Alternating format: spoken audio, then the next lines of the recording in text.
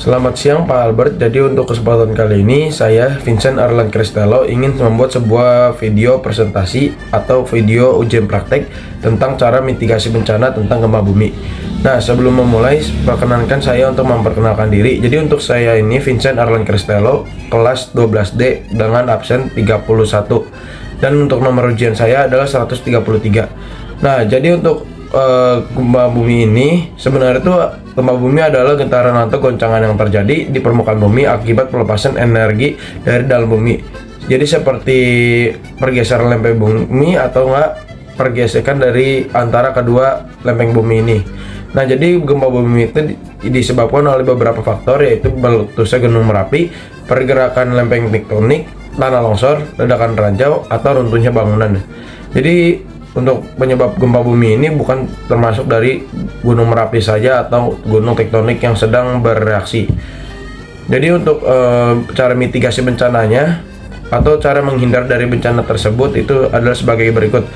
Berikut adalah video-video saya untuk memberitahu cara mitigasi bencana dengan benar dan tepat. Jeng jeng jeng jeng.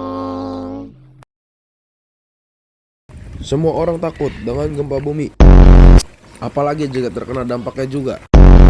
Orang-orang sekitar selalu waspada dan menjauh dari bangunan yang mudah runtuh. Kita lanjut dengan mitigasi pra bencana. Klik itu. Memajang atau menaruh benda-benda yang mudah pecah di dinding.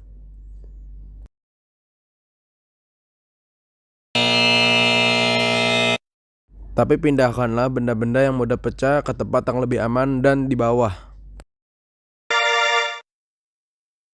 Tidak mengetahui jalur evakuasi yang benar dan tidak tahu tempat yang aman.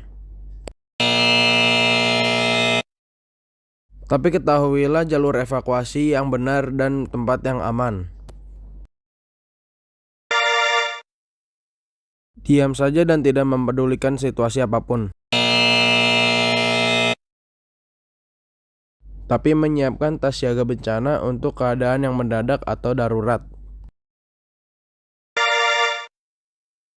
Lalu ada yang namanya mitigasi saat bencana. Riu.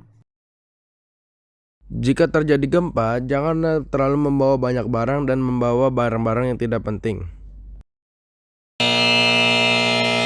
Tapi bawalah benda-benda yang mudah dibawa dan penting. Tidak mematikan kompor gas atau api ketika terjadi gempa.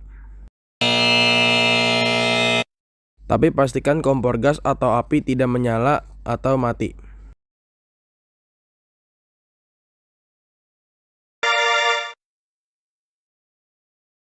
Panik dan terburu-buru ketika terjadi gempa bumi.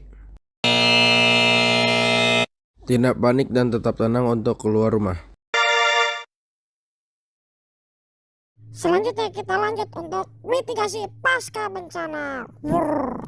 Setelah kejadian, tidak mempedulikan apapun dan tidak mengetahui kalau ada gempa susulan atau tidak.